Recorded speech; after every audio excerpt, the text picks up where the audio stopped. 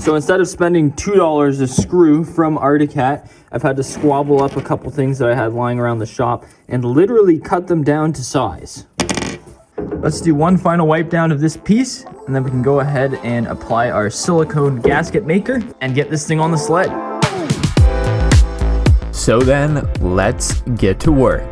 We need to get this oil tank squeaky clean in order for the silicone to adhere properly. A quick wipe down and we're ready to lay a bead of our silicone. You guys know I like the right stuff from Permatex, and it's set so fast that we can pretty much instantly fill this oil tank after it's installed.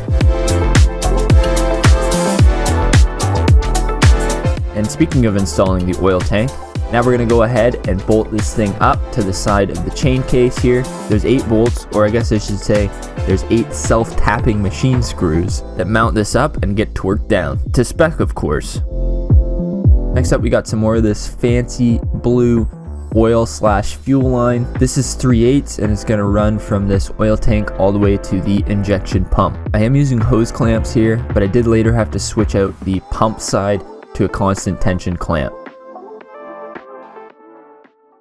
Before any of you get all bent up out of sorts in the comment section, this line is either going to get ran through this heat shield here eventually, or this is going to be taped up with some heat shielding or using a heat shield blanket similar to this, because obviously the exhaust is going to sit right here. I did do a test fit of the can that I'm using on this sled, and it doesn't interfere with this line at all, although it is somewhat close, like a couple inches away from the exhaust itself, which obviously gets hot. So we will do something about this eventually. I've just kind of got this as a temporary run, just so that we can make sure that this oil injection system works before we go ahead and button everything up.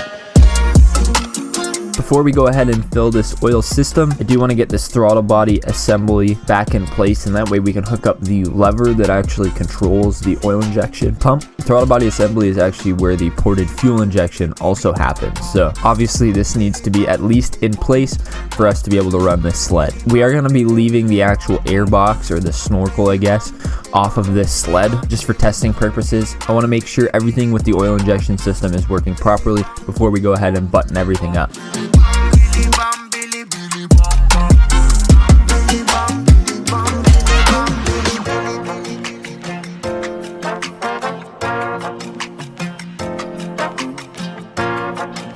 So with the cooling line hooked up, not without mess of course, and the throttle body popped in place, we can go ahead and hook up the lever to the throttle that actuates the arm on the oil pump itself. And now it's time to fill up the reservoir. Luckily the old owner was kind enough to leave me some oil. It was only about 3/4 of a liter of oil that he left me, but it should be good enough to at least purge this system and make sure that it's working properly.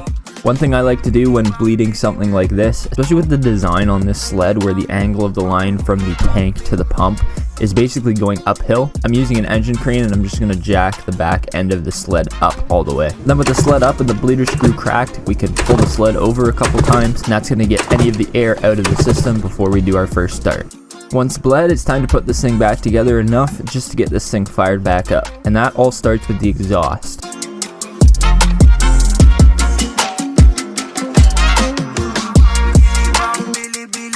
First we're going to attach the exhaust manifold, 8 nuts, 4 per cylinder. Next we can install the donut gasket, and then it's time to move on to the infamous expansion chamber. The expansion chamber is just held to the exhaust manifold with 4 springs and provide a seal even with movement in the exhaust system.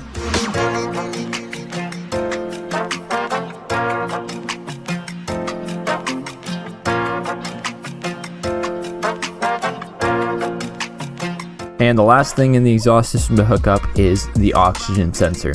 Sorry for the terrible camera angle once again, but in this shot I'm just plugging in the engine computer, and then we can go ahead and plug in the other wiring loom here at the top. This connects to the speedo head as well as the ignition cylinder.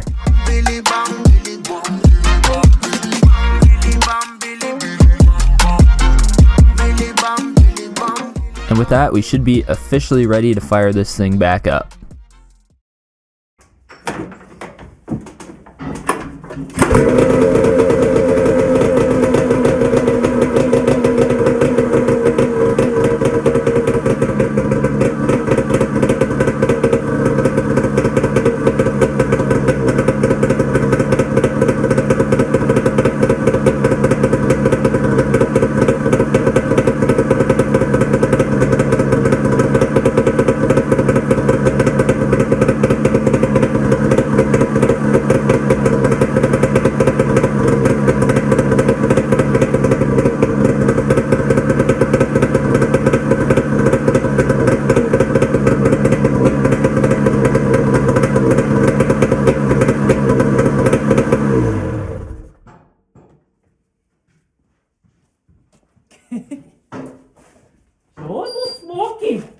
Well, it's safe to say that the oil injection pump is working because I just smoked out the shop. We are sitting outside waiting for it to air out once again. And side note, look at this lovely weather we're having here in Canada. It is freezing rain right now, which means when I do get this snowmobile fully back together, I'm not even gonna be able to ride it. So, but we did get it to fire back up, which was the main goal for today. I'm pretty stoked on that. Now we just gotta make a couple minor tweaks and do some buttoning up, and then the entire sled can go back together. And then hopefully we actually get some snow so that I can ride the thing. But anyways, guys, thank you so much for watching. If you're not subscribed yet, please subscribe. Got a couple more awesome videos on this sled coming out in the future. But until then, happy holidays and a happy new year, and I'll see you in 2026. Peace.